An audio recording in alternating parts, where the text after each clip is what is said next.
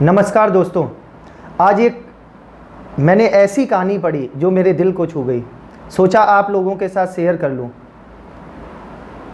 एक बार एक व्यक्ति जो बहुत ही गरीब था, बहुत ज़्यादा परेशान था, उसके घर की स्थिति ठीक नहीं थी। वो एक महात्मा जी के पास में गया। महात्मा जी से बोला कि महात्मा जी, मैं बहुत परेशान हूँ, मेरे पास कुछ भी नहीं है, मेरी मदद करो।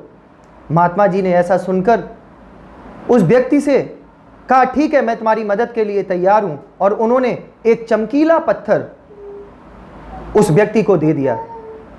जब उस व्यक्ति को वो पत्थर मिला तो वो बहुत खुश हो गया। महात्मा जी ने उसको आदेश दिया, इस पत्थर को ले जाकर जाओ बाजार में बेच देना और तुम्हें इसके बदले में कई पैसा मिल जाएगा। वो व्यक्ति उस पत्थर को लेके एक फल विक्रेता के पास गया और उस चमकीले नीले पत्थर की कीमत उस फल विक्रेता ने यह कहकर लगाई कि यह कोई एक चमकीला पत्थर दिखता है, इसलिए मैं इसके 1000 रुपये दे सकता हूं। साधु महाराज ने तुम्हें कोई ऐसा ही ये पत्थर दे दिया है। वो व्यक्ति निराश हो गया और उस पत्थर को लेके, उस चमकीले पत्थर को लेके एक कपड़ा व्यापारी के पास गया। कपड़ा व्यापारी से बोला कि व्यापारी जी, मेरे ये पत्थर ले लीजिए और मुझे इसके बदले में पैसे दे दीजिए। व्यापारी ने जब उस पत्थर को देखा तो बोला, ये कोई एक अमूल्य पत्थर लगता है, मैं इसके तुम्हें 10,000 रुपये दे सकता हूं। ऐसा सुनकर उस व्यक्ति के मन में विचार आया कि थोड़ी देर पहले एक फल विक्रेता ने उसकी कीमत 1000 रुपये लगाई और अब दूसरा व्यक्ति इसकी कीमत 10,000 रुपये लगा रहा है। क्या इसमें कोई अंतर है? वो उस पत्थर को लेके एक सुनार के पास गया। जब सुनार ने उस पत्थर को देखा तो बोला कि यह पत्थर बहुत अमूल्य है, कीमती है, मैं इसके बदले में तुम्हें 1,00,000 रुपए दे सकता हूं।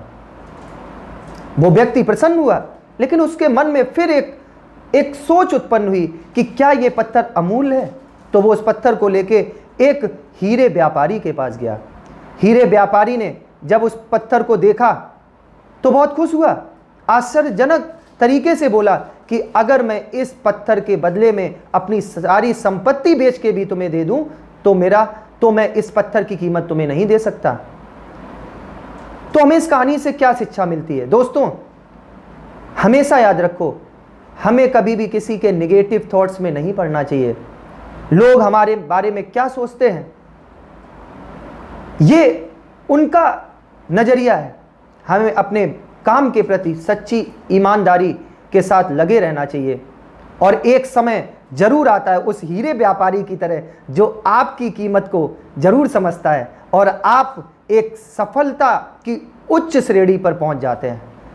लेकिन आपको जरूरी है तो धैर्य, पेशेंस, हार्डवर्क, कठिन परिश्रम, और आपकी यही कठिन परिश्रम आपके लिए सफलता का मार्ग तय करती है।